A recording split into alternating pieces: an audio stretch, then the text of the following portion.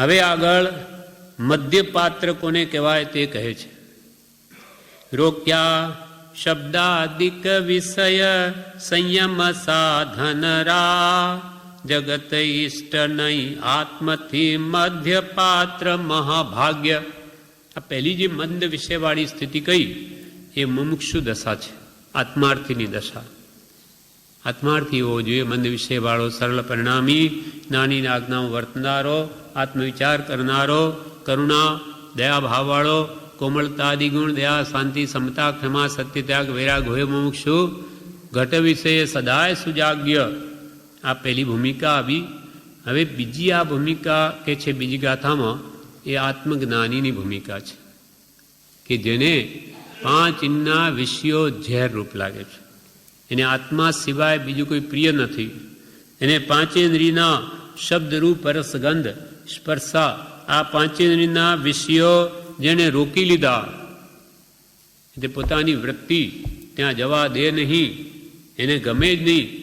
એને સંયમના સાધનો પ્રત્યે જ રાગ હોય. 5 ઇન્દ્રિયના વિષયો પ્રત્યે જ્ઞાનીને રાગ ન હોય. સંયમના સાધન, જે રીતે આત્માની વૃત્તિઓ પોતાના સ્વભાવમાં રહે એના પ્રત્યે જ એને પ્રેમ હોય, સ્વાભાવિક. કેમ કે આત્માનો અનુભવ જેને થયો છે એટલે સંયમ સાધન રાગ. સંયમ કેવી રીતે પુષ્ટિ પામે એવા ભક્તિ, સ્વાધ્યાય, સત્સંગ, ધ્યાન, જ્ઞાન, એમાં જ એની વૃત્તિ રમે. જગત ઇષ્ટ નહીં આત્માથી. એ આત્મજ્ઞાની મહાત્માઓને આત્મા કરતા જગત ઇષ્ટ નહીં. આત્માથી તેને સૌ હીન લાગે.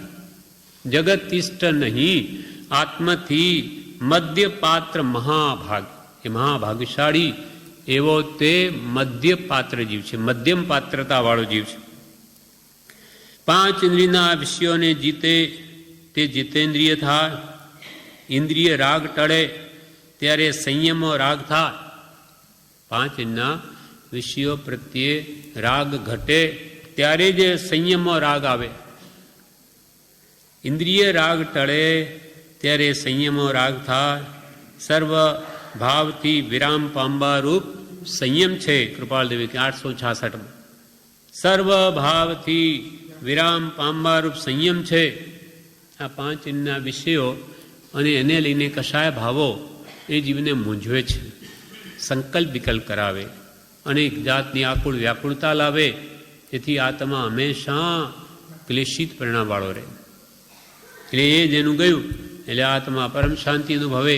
આત્મજ્ઞાનીઓ સર્વભાવથી વિરામ પામવા રૂપ સંયમ છે. બધાથી વિરામ પામી એની વૃત્તિ આત્મામાં વળે. જગતમાંથી એને કશું જોઈતું નથી.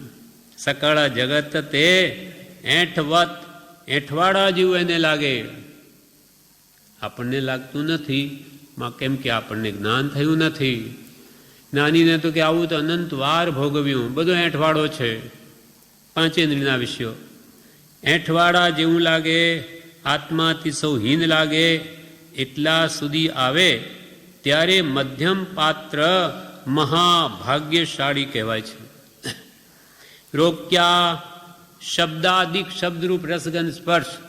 રોક્યા શબ્દાદિક વિષય સંયમ સાધનરા જગત ઇષ્ટ નહીં આત્મથી મધ્યપાત્ર મહાભાગ્ય.